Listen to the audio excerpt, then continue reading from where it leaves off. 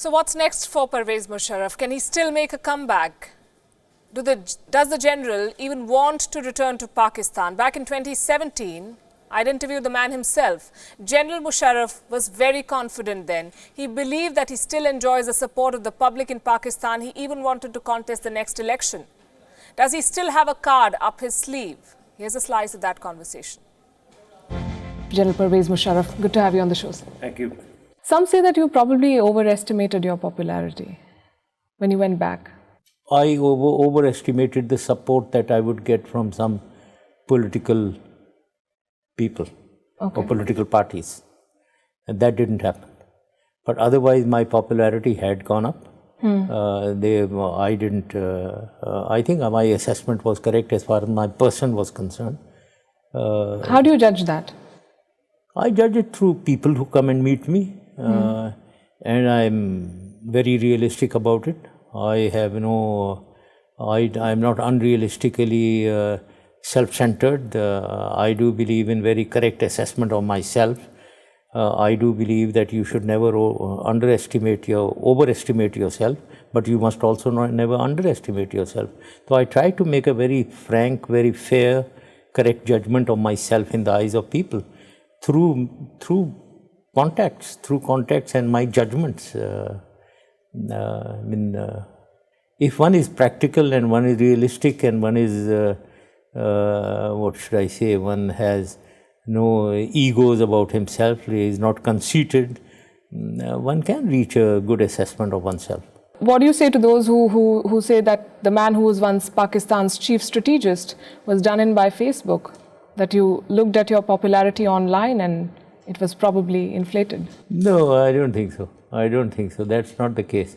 I was very much taking views of people on ground, people of Pakistan on ground, and not through the social media or anything. You're a man who's appreciated the finer pleasures of life, dance, music, drinking, perhaps smoking. Do you believe that with this hardline side expressing itself so predominantly in Pakistan, your country is being led down a path where these things might be punishable in the near future if it isn't stopped? No, not at all. I think we must understand Pakistan. Pakistan is definitely a moderate and a progressive country. We must understand that there is a moderate class in Pakistan, which is in the cities of Lahore, Karachi, Islamabad, etc., who are very progressive and enlightened, and they are in minority, but I think they wield influence. Then there is a conservative class, which is the vast majority of Pakistan, living in villages, masses. They are very religious, but they are not extremists. They are conservative. They go to shrines. They go to mazars and ziyarat. These are the people who maybe lack education. If they are given education, they can be converted into moderates. Then comes those fundamentalists and then the extremists. Now, extremists are absolutely in a minority. You see, does any religious party get elected in Pakistan? Does it upset you that after having done so much for your country in so many capacities, you're having to live here on Saudi hospitality? Well, yes, it does. It does bother me. It does bother me, and it does.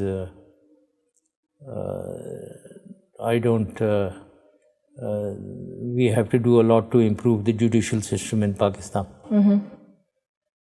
Was it a bad idea to go back, despite the pending cases and the possible arrest? No, it wasn't. It wasn't a bad idea. I achieved a lot by going back and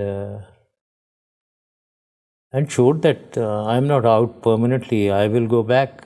And now when I say that I will come back, people do know that I'll do it. Do you know when? No, I haven't decided. We have to. I'm watching the environment. A lot depends on the local domestic environment, my support and my ability to contribute, to achieve something. When you talk about your support, how much of that is the army support? Because Okay, army, we're talking of support in what? In the sense that when the last time you left Pakistan, it was said that General Rahil Sharif helped you leave. Now there's a new general, a new army chief. Dekhe, army, I've served this army for donkey's years. Yeah. And frankly, I fought wars with them. I've seen all kinds of actions. So I'm one of them. And they take me to be one of them. They can never forget me. I can never forget them. So that... And if the time comes, they'll stand up for you in whatever always, way. I think always. They ought to. And I expect them to. And they will, probably. All right. Let's talk about music. I saw in one of the interviews you said that you like Mukesh more than Mohammed Rafi. Do you want to tell us about your favorite song? Maybe sing it. No, I wouldn't be able to sing it. Well, I like old songs. I like Mukesh's old songs, like of Barsat and Avara and all that. And if you ask which one is my... maybe it's not very, very popular. Kabhi dil dil se takrata to hoga. Let's hear it. No. I know you can carry a tune. I don't think I'll be able to do that. Do you watch Hindi movies, Bollywood? Very rarely. Very rarely. Those who, which are recommended to be very good. Can you tell us which one you watched? The last? Recently, I watched this Dangal. Did you like it? Yes, I liked it. Yeah, I did too. Does it worry you that this image of yours it clashes with another carefully constructed image of a general, of a man who's exploring once again his political career in a country like Pakistan? No, it doesn't. I believe in being very natural. I'm not an actor. I don't put on an act. I'm very natural. People know me as I am. So there is no cover up, there is no hiding. So everyone should know and ought to know, and they do know what I do and what I stand for. And that is what I am. I don't want to cover up anything. So what do you do with your time here in Dubai? Yeah, well, I do read. I'm not such a great reader, but I am writing. I have written my second book. What is it called? And sorry? What's it called? I haven't selected the name. Okay. One of the possibilities is In the Fire. From In the Line of Fire. Yeah, but I haven't decided. And then, well, I do play golf. I play bridge. They are both time consuming. And socialize. That's what I do. So you've met a lot of world leaders in your time, and this collage on your wall, who inspired you, who impressed you the most, if I may ask? As a leader and with his knowledge and with his charisma, I think it was the French President Chirac. Yeah. President Chirac. He understood world issues very clearly, and he had a very charismatic personality. And you have a picture here with former Indian Prime Minister Dr. Manmohan Singh. Yes, I liked him very much. I think he